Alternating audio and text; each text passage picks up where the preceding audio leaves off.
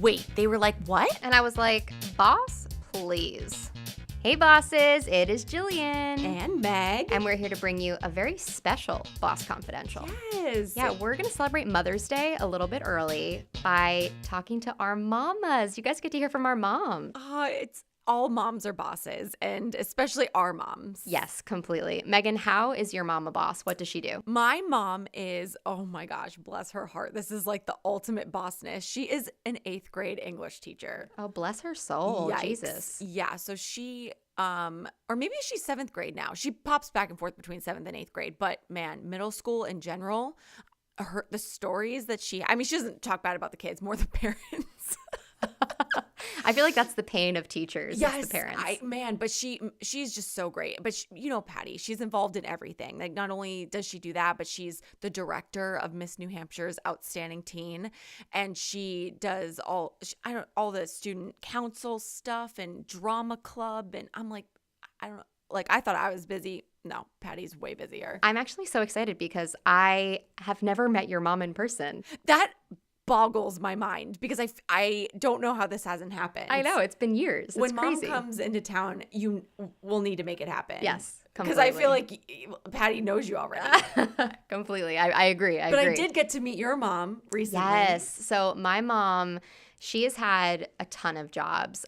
She used to be a franchise owner of Jazzercise. She did that for like 11 years, I think. And she had her own Jazzercise business. And now she is the head of HR for my dad's security company. So she keeps pretty busy. And she's up first. We're going to talk to her first. She's a little nervous. She'll be great. She was a little concerned. A lot of her friends listen to this podcast. Hey, friends. Hey, what up? What up, mom friends? So let's chat with Lois, and we'll be right back. All right, bosses. So we have my mom, Lois, with us on the phone from New Jersey. Say hi, Mom. Hi, everyone. So, Mom, I know that you have had 1,000,001 jobs, and you've been a boss in your own right. So what kind of jobs have you had in the past? Oh, my gosh. So starting from high school? Yeah, Carvel. Carvel, yes. I was a big Carvel girl. I was an office worker. Okay. I worked in a gift shop on the boardwalk. We lived near the boardwalk. Oh, that's nice. A waitress. And then moving right along, I worked as an administrative assistant for a construction company. Mm-hmm. And moved to Florida by myself, just like you did. And worked at National Car Rental for a while, for about 3 years. Moved home, got married. I was a stay-at-home mom, so I worked on the weekends as a waitress. That's awesome. I didn't realize you moved to Florida all by yourself, Lois. That's amazing. That's scary. I guess that's where Jillian gets it, right? Yes. It's fearless. And you even, when you were living there, you had it was not a great situation. Like, you had cockroaches in your apartment and stuff. Stop it. It was pretty nasty. But I did enjoy my job, and I loved living down there. I loved being independent. But then I realized that I needed to be home. It wasn't where I wanted to be. I really wasn't as happy as I thought. So I moved home and got married, had some babies. Like I said, I waitressed on the side. And then at 40 years old, took on my big one as a Jazzercise instructor and owned my own franchise. And that was huge. I mean, trying to balance everything, I can imagine that wasn't easy with me and Jared in the house. Well, yeah, because you guys were at the age where I had to run you around. Who's got chorus? Who's in play practice? Who's doing tennis lessons and basketball and field hockey? And so juggling all that and then keeping up with the classes. Yeah, that was kind of challenging, but I did it and I loved it. And then I retired. I did that for 12 years, and then I retired. Mm-hmm. And I now work for my husband, your father, as human resources in our office. We have a security company. Wow. That is a journey, and it's so fun. I know. So I have a question for you because, Meghan and I talk a little bit about what we were like as children, but I feel like it's different hearing it from your mom. So what was I like as a kid? Oh, boy. Well, let's see. you were definitely the most challenging baby. I have a funny story. Okay. I couldn't put you down. All you did was scream and cry. Scream and cry. I couldn't put you in the car. You hated your car seat. I couldn't even go out for a gallon of milk. And your aunt Kim, always wanted to meet at the mall with your cousin and her sister-in-law and her niece. And I just kept saying, it's not a good idea. I don't think it's a good idea. You don't understand. I can't put her in the car seat. And they never got it. And then one day I said, okay, I'll meet you at the mall. And we lasted only about maybe 15 minutes. Okay. And she just looked at me and she goes, oh my, she goes, I thought you were just like telling stories. She goes, but you were right. Screamed and cried and screamed and cried. But you know what? You started talking and you rattled. You were talking at such a young age. You had to be 9 months old. And I remember another funny story, my mother teaching you the Pledge of Allegiance. You remember that, Jill? Yeah, and I stood on the turtle in the backyard. You were 18 months old. 18 months old, and she only recited it a couple times for you. And then there you were. I pledge allegiance to the flag of the United States of America. And if that is not Jillian Leff, right then and there, I don't know what is. Pretty smart, and that you were. And I still am. And you still are. And you are definitely. You have a photogenic what is it? Photographic memory? Photographic. You do? See things one time and it's instilled in your brain and you don't forget. I never knew them. Yeah. Like I remember like things that I've worn on this occasion, or that's why I get so screwy when Seamus tells me that something I said never happened. I'm like, it happened. Oh yeah, I can vouch funny. for that. I definitely can vouch for that. You have a memory of an elephant, that's for sure.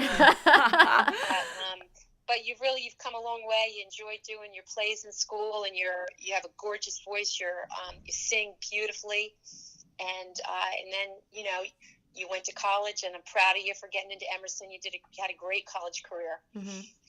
I did. And now you got another great career, right? Yeah, I do. But I think a big part of that was you sort of pushing me to move out to Los Angeles. So as a mom, what was that like for you? Because I know that you wanted me to go, but I'm also 3,000 miles away now. Well, I definitely wanted you to give it a shot here in Jersey. Mm-hmm. And when it reached the 2-year mark and you were still, trying your hardest and you were picking up jobs for no pay, you would go and you would interview celebrities, no pay, work for TV stations, no pay. Mm-hmm. And when I realized that this is not where you should be and that you needed to be in California, I was like, it is time for you to go. Mm-hmm. Time for you to go. And you went all by yourself. And that was a big, big feat for you, Yeah. But you still very proud of you. But you still came a couple weeks later, and we slept on an air mattress together out here before I had a bed. Oh, that was pretty funny. Yeah, that was funny. I remember I walked into your apartment. You said, I got an apartment. And what did you get? Well, I bought a refrigerator, and you'll see. So when I walked into the apartment, there was the refrigerator, and then there was 2 lounge chairs, beach lounge chairs. My roommate's mom bought us 2 lounge chairs because we didn't have a couch yet. But guess what? They came in handy because they were the only 2 chairs you had till we went out and went furniture shopping. You're absolutely right. Yeah. So I wanted to know, and maybe we already mentioned it, but what has been sort of some of the proudest moments that you've had as a parent? I don't really know. I don't really know if I can put that all into a couple just different proudest moments, showing everything that you do. Mm-hmm. We're proud of you. Oh. Everything, yeah. Why did you tell me I needed tissues next to me? Megan's crying over here. You're hardworking. You're smart. Anything that you do, you give it 150%. Anyone that has you working for them, they're very, very lucky to have you working for them because not everyone works so hard. And you put 150% into everything that you do. So it's not just one little thing that we could say that we're proud of. Everything that you've done to get where you are, we're proud of you. Oh, Mama. Oh. I love you. Well, you've gushed about I me, love you so let me gush about you for a second. Uh-oh. Okay. I have had the most supportive parents my entire life, and I know just how lucky I am. I don't take that for granted. I am one of those kids that talks to one of their parents every single day. I cannot go a day. Maybe it's because I'm too dependent. I call my mom about everything. Oh, I just wiped my ass. I do the same. It's fine. But it really is like we just have such a close relationship and a close connection. And they have supported every move that I've made. And I am just so thankful for you. And thank you for being my mom and for being wonderful. And I want you to come out and visit soon, okay? Yes. Well, I love you, and I'm going to. Okay. I'm hoping that I'm going to be there soon. Well, I want to thank you for coming on. I really appreciate you, and I hope that you have a great Mother's Day, and just know that I am there in my heart. Oh, I know that. You always are. Okay. You always are. And, of course, then there's FaceTime. Yes, we will FaceTime. Okay. All right. Well, I love you very much, and I'll give you a ring later, okay? Okay, bye, everyone. Love you. Bye. Bye, Mom. Love you. Bye, everyone. Bye-bye. Isn't she a gem? Oh my gosh. Like, now I'm nervous to call my mom because my mom is just going to be like, yeah, you suck, Meghan. Just kidding. Well, guess what? We're doing it. We'll be Okay. back with Patty in Yes. just a moment. Okay, welcome back, bosses. So I have my mama on the phone now, Miss Patty. Say hi to everyone, Mom. Hi, everyone. I love this so much. So we already talked about what you do for a job, which is obviously super boss. I don't know how anyone can be a middle school teacher. But you want to talk about some of the other jobs that you had and then that led up to teaching? Well, out of high school, I actually worked at a bank. I was a bank teller, and I realized I didn't really want to do that. So I started going to school at night while I worked for the Gillette company, and I worked in the factory. But they paid for my education, and then And that's when you met Dad, went to too. Dad. Yeah. Dad worked there, And too. I didn't quite finish then, and we got married and had you. Whoopsies. And yeah, it was, you were about 13 when I went back to school to finish my education, and I decided I actually wanted to get into education. I remember that. So, Yep. So you got your bachelor's degree from Leslie, right? yes. And then Yes. when did you go? Because we were kind of going to school at the same time. I think when I was at Emerson, you were getting your master's. Yes, and I did that online, and that's when I started loving the online learning. So it's really been a benefit that I did that, because teaching in 8th grade, now we have Chromebooks and we're one-to-one, and there's Google Classroom, and so a lot is done online, as well as given kids like paper assignments, so they kind of get a choice if they want it both paper or if they want it on the computer. And I also tutor online, so it was actually good for me to be the student and go online and learn, so now I'm able to use those skills to help other students. Exactly. So not only do you teach like all day, every day, you also tutor online. You also do another teaching thing on Thursday nights at another school, right? So like, what is that technically called? It's adult education. An email had got out. They were looking for someone to teach adult education, an English class. And I thought, oh, that's on my bucket list. I'll try that. And It's just so on this is Patty's like bucket my- list. It's fine. It's fine. Oh my God, so you're not busy at I'm on all. my third- That I'm doesn't on my even third cover year half of it. teaching adults an English class. And then that's just the teaching part of it. And then you are the director for Miss New Hampshire's Outstanding Teen. So talk about that a little bit, because no one, unless they're us, would know really what that is, unless they're in the pageant world. Right. Well, everybody knows what Miss America is, and the teen program is the sister program to Miss America. So that started back in 2005, and it's a scholarship program. The girls have to have a platform, a talent. There'll be a private interview. And they don't do swimsuit. They do physical fitness. routine, but there's no swimsuit.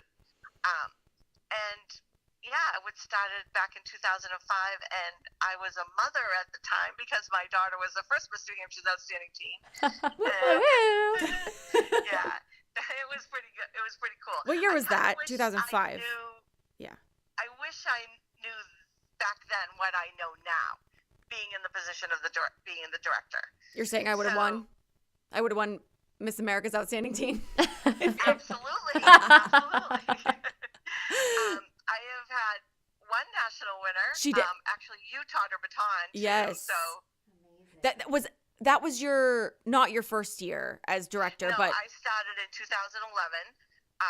So I've had several teens go out to nationals, and they've all done extremely well in their own right. Whether they win or not, they all come home, and they've all grown from it. And we have girls that are going off to college. Actually, the last Miss New Hampshire's Outstanding Teen, Morgan Grace, who came in top 8 and won the talent, is going to Berkeley School of Music on a full scholarship. That's because amazing. Of this program. That's amazing. Wow. So you're fostering kids in the classroom and beyond. Yes. She really is. It's incredible, and she really became like famous in her own right and well known after Allie won Miss America's Outstanding Teen, the national title holder. So now whenever she goes to Florida every August for the national pageant, everyone's like, "Oh, Patty!" Like they call you up on stage and stuff, Mom, right? Oh my God, yes, they did that. And I'm kind of a behind the scenes kind of person, so I don't really like to be up on stage. But yeah, they had kind of a fun time at my expense, but it was good. Oh, that's so funny. But you're just so busy, like all the time. I mean, literally, we just talked about 10,000 things that you do. So how do you do it? I don't even think I've ever asked you that because you just are always so busy. Actually, I can only do it because my kids are grown. Mm-hmm. You guys are taking care of yourself. You're self-sufficient. And your father being retired, he takes care of the house. Yeah, he does. So I have all of that time that I could spend working on my career and doing what I do because he's able to do it at home. Pick right. that up. So let's talk about me. Sure. No, so Jill was talking to her mom about how, Jill was as a kid. So when I was little, like, how was I? And yes, okay, answer that, and then I have a follow-up. Actually, my mom and dad always said, I hope that you kids have kids just like yourselves. And I'd like to think that you were just like me because you were a good kid. You did what you were told. You were a hard worker. You were empathetic. You were just an all-around good kid. But so Jill was talking about, or her mom was talking about how she could never get Jill in the car or go to the mall because she hated her car seat. And it reminded me of a time when you and Nana took me to the mall as a kid. And I know you probably don't want to swear on here, so I can do it. But wasn't there a time where I fell? Yes. So I fell in the middle of the mall. Okay. And I was 3 and I went, oh shit. You did, and you had to do it in front of a bunch of little old ladies. Oh my God. Yeah, they were horrified. And then one time when we were in the line at the supermarket, what happened when I was little? Do you remember that one? I farted and I. Oh, and then you blamed me. Yeah, and I went, Mom. Yes, I do remember that. So I was a little Amazing, poophead. I was amazing. a poophead. You were a little spitfire. Yeah, I know. Oh my God, so funny. And then I guess. I do remember you though getting mad at us. You would memorize the Full House episodes. Yeah. And you would recite lines, and you got mad if we didn't know the line. I did. Yes. They and taped. You would actually tell us our line. Mm-hmm. They taped every Full House episode for me, and I would just I would recite it and then expect them to know like Danny's line and whatever. And when they didn't, I would get really mad. That's so funny. But like even growing up, I mean, I was a busy kid, and Mom was always like driving me to baton practice, and she even worked at my baton studio. Yes. and late nights driving home, and yeah. So I guess like. What's your most proudest moment of me? My most proudest moment of you. Sorry, I put you on the spot. There were so many accolades that you got. But I do remember when we were out at Miss New Hampshire's Outstanding Teen, Miss America's Outstanding Teen, your roommate came out with one gown, and you were supposed to have three. And I remember you saying, "Oh, no problem. You can, whatever one I'm not wearing, you can wear the other one." And I remember when I said that to the rest, like your director and everything at the time, what you were doing, and they looked at me and they were like, "Really? Girls don't do that." And I said, "Well, that's how I brought up my kid, and I would have been really disappointed if she hadn't. But you did. You were just one of those kids who just stepped right up and let people borrow whatever they needed to be accomplished." Yeah. Well, no, thank you for teaching me, you and Dad, for teaching me how to be empathetic, because you miss Busy over there getting phone calls. That's Dad's phone. No, but I remember being a kid and you'd walk into the store and instead of buying me toys or whatever, we would pick a name off the wall during Christmas time. And my parents would say, "We need to pick out something for another little boy or girl that doesn't have it." So you guys were always really good about that, teaching me to put myself in other people's shoes at a young age. So thank you for that. And as we wrap this up, I am proud of you for all that you do. I don't know how you do it. You are so busy. I'm proud of where you girls are right now. I love the podcast. I love listening to it. And I just don't know why you aren't all over the world with this. We will be. We will be. We'll manifest. We will be. Well, thank you, Mom. Have fun at Nana and Grandpa's for spaghetti nights. Right. Tell Dad I love him too. Talking to you. Thank you. Bye, Mom. Bye, girls. Bye. Bye. Oh my God. Yeah, that's Patty for you. She is like the busiest person. I don't know, but I think she runs off of that. She like has to be busy all the time, and I think because her life revolved around me so much because I was busy. Once I up and left, it's like she had to keep going with the rhythm. So you know what I noticed? Two things that are very similar about our moms. They both restarted their careers later in life. Yes, because it was all about us, yeah. And not that they regret it, but it's just like now it's their time. Also, could you hear my mom's accent? Oh my God, it's amazing. Yeah, it was so amazing. All right, well, that was fun. Happy Mother's Day, everyone. Yeah, so listen, if you're home right now, call your mom on Sunday. Yes. Because she wants to hear it. And if your mom is no longer with us, then call somebody else that you love and let them know that you love them. Of course. Yeah, and we'll see you guys next week. Bye. Follow us on Twitter, Instagram, and Facebook at Boss Please Pod. And don't forget to rate, comment, and subscribe on iTunes. Navigate the path to your best self with us, because bossing together is always better.